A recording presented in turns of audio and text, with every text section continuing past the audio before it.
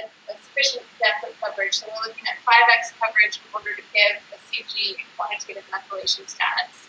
So this is a frequency distribution of those 2.6 million CGs based on their methylation status. So this data set is kind of a reduced representation sequencing where we preferentially sequenced the methylated region because we sequenced an enriched pool. So we expected to see a lot of this methylation in the upper region, over 50% methylated. We see that, and that's really good. But what's interesting is that we also picked up a very high frequency of unmethylated sets. And this could be because they're interspersed in the methylated fragments. They could be checking along on the end of the methylated fragments.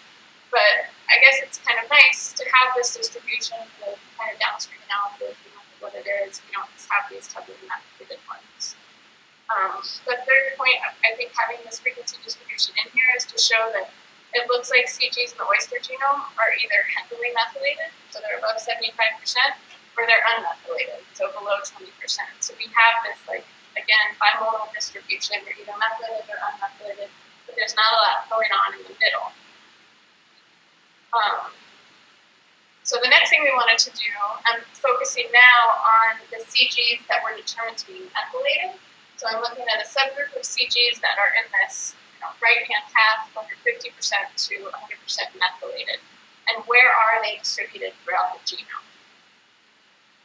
So the next figure here, if you look at the left-hand side in blue, it's showing where all the CGs are in the genome. So these are the sites that could be methylated. So about 12% of the CGs are in the exons. We've got about 45% in these intergenic regions that are mapping as either a promoter or a transposable element. And then on the right, this is the distribution of these methylated CGs. So there is a significant difference between the random distribution of CGs in the genome and where we find these methylated CGs. So 24% of the methylated CGs we found in exons, over 40% of the methylated CGs are in introns. So we've got well over half of this methylation in intragenic regions. So it's not randomly distributed across those CGs. It is found preferentially in these genes. And so going forward in this analysis, what's it doing in these genes? And so just focusing on the methylation in the genes with maybe a less of a focus on these other regions, because that's where it seems to be found. So for the next graph, I'm going to be looking at, is there a correlation, genes that are methylated in the exons, are they also methylated in the introns? Is there a relationship? Is the whole gene methylated, or is there some kind of other pattern? So this is a graph that is generated when you use the program MethylKit. And it shows now each gene has a percent methylation value for the cumulative exons. So there's 20 CGs in the exons, 10 of them are methylated, which would get a 50% methylation. And the same is done for the introns. So it's cumulative exons versus cumulative introns.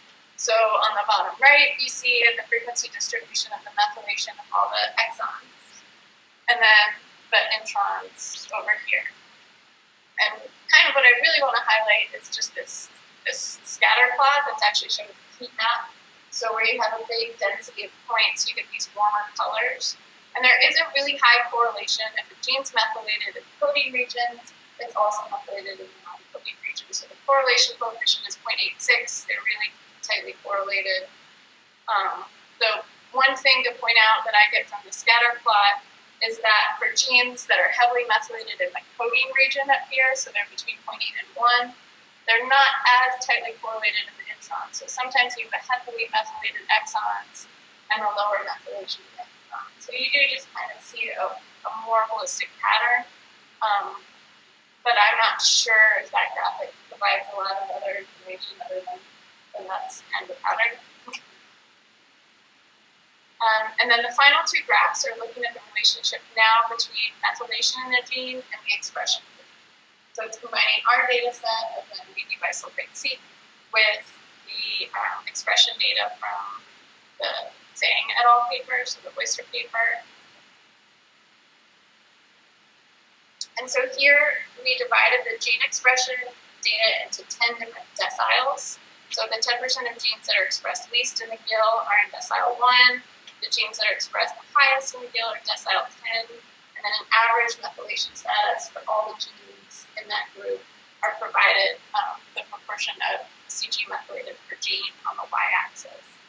And what we see from this is that the more abundantly expressed genes have a higher overall methylation.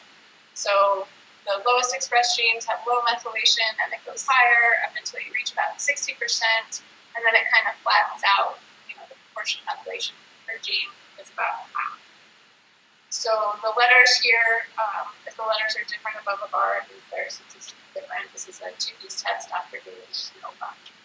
So here we see that the highest methylation is in these abundantly expressed genes. We want to take another look and look at, other than just expression, some other patterns that would be associated with methylation that can maybe provide information about what it's doing in these genes. This is principal component analysis. So there's about 26,000 genes in the oyster genome that make up this analysis. And so you can see all of the genes plotted in this upper left little square. But for each gene, we put into this a bunch of variables about the gene. So how many exons are in it, how long is it, how many CGs are in it, what's the expression abundance, and this is across 7 tissues, so it's an average expression abundance in the oyster tissues. And then we also calculated a correlation, percent CV, coefficient of variation, for expression between tissues. So low CV would mean it's expressed the same amount in all tissues, a high CV would indicate there's differential expression between tissues. And you can see all the genes plotted. It's hard to pull out any patterns, but just looking at how the variables arrange themselves on these principal components, I thought it was interesting to see that percent methylation varied in the same direction as expression abundance. So we saw that in the previous graph, more methylation, more abundant gene expression. But what was cool is that you get on the totally opposite direction is this variation of expression between tissues.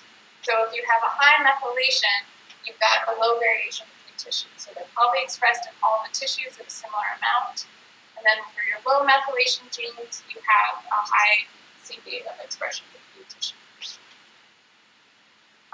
It wasn't directly related to these other variables, how many exons, length of mRNA, number of CGs, but it was just kind of cool to plot these variables out there and see what methylation was related to.